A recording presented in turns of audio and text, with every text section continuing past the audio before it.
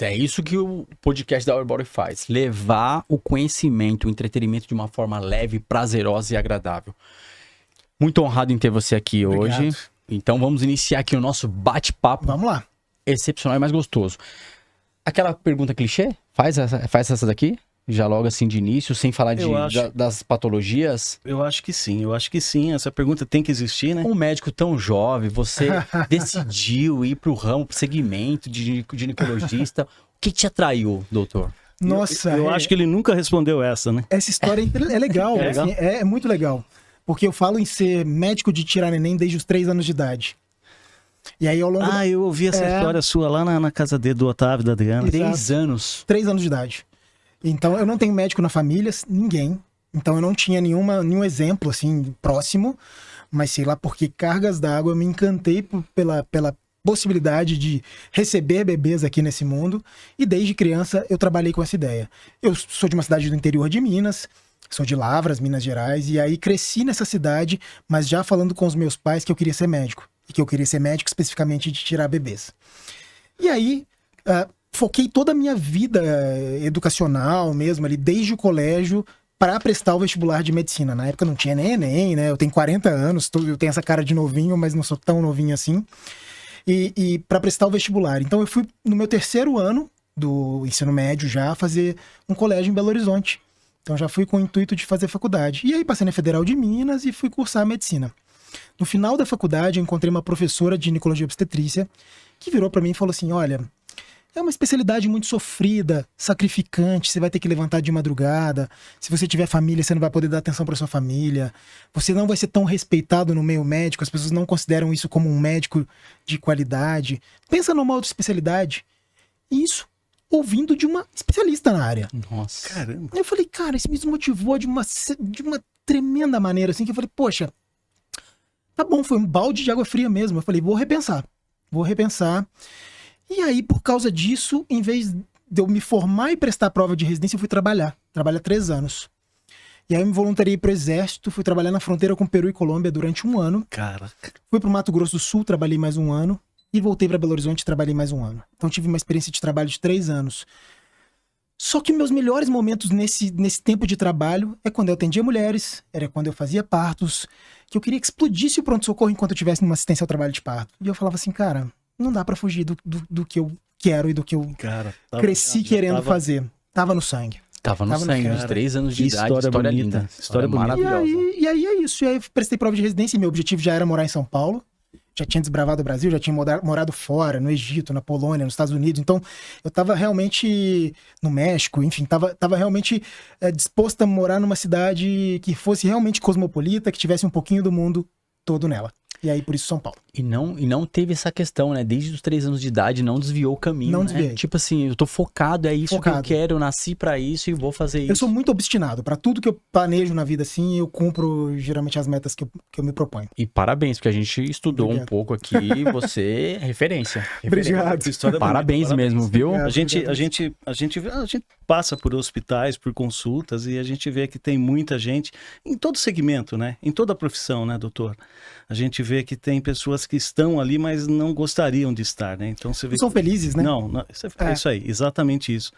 E é diferente de conversar com alguém que gosta, que sempre sonhou e é feliz no que faz. Muito feliz. Muito Parabéns, feliz. parabéns. E hoje, quando meus alunos me perguntam se vale a pena a especialidade, a conversa é completamente diferente, né? Cara, Mudou. Então isso hoje eu aí. sou o motivador de quem quer fazer Motivador, especialidade. referência, é isso aí. Se aquela pessoa, no discurso dela, acabou te motivando, imagina com o seu, que é totalmente É ao isso. contrário, né? É isso aí. Multiplica pra Sem caramba. dúvida. Com certeza. E é o seguinte, Vamos lá.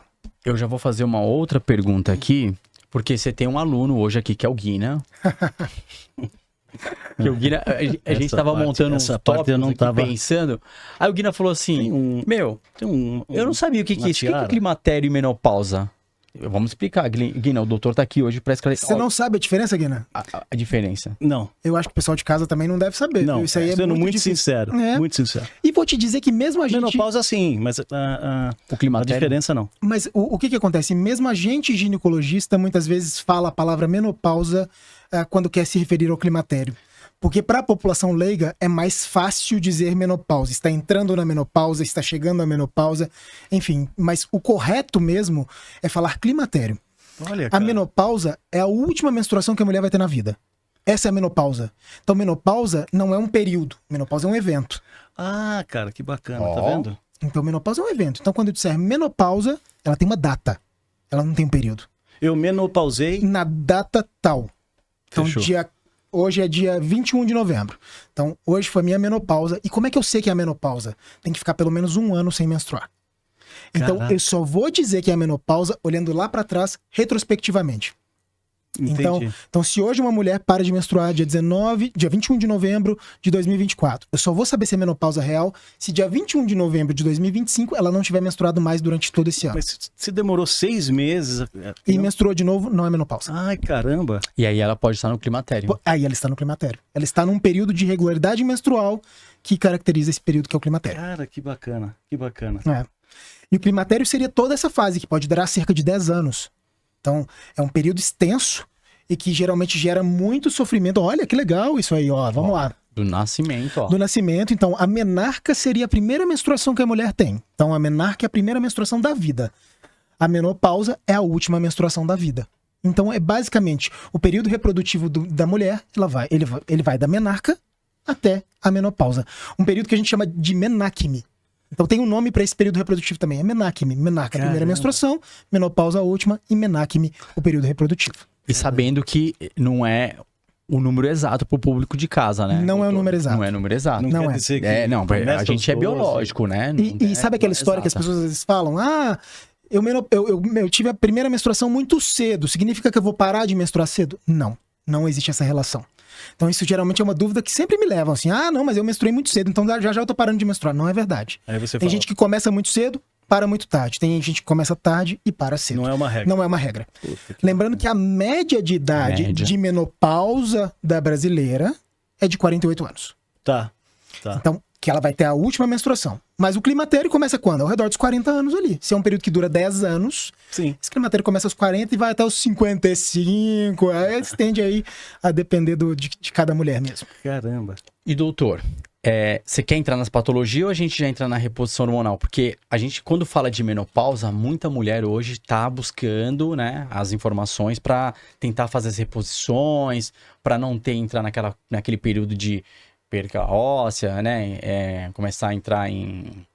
É que a gente fala, a produção de cálcio cai, né, geralmente nessa Na fase. verdade, a formação óssea, não é nem reabsorção, a formação óssea é que ela fica meio que paralisada. Então existe uma reabsorção óssea, uma retirada de cálcio dos ossos para a corrente sanguínea. E isso causa osteopenia e osteoporose. Que aí é aquele ciclo, né, tipo osteoblasto, Isso, o osteoclasto ele fica mais ativo Mais na ativo. menopausa. Exatamente. E aí, para ativar, a reposição hormonal ajuda ou não? Ajuda muito, É isso aí. ajuda muito.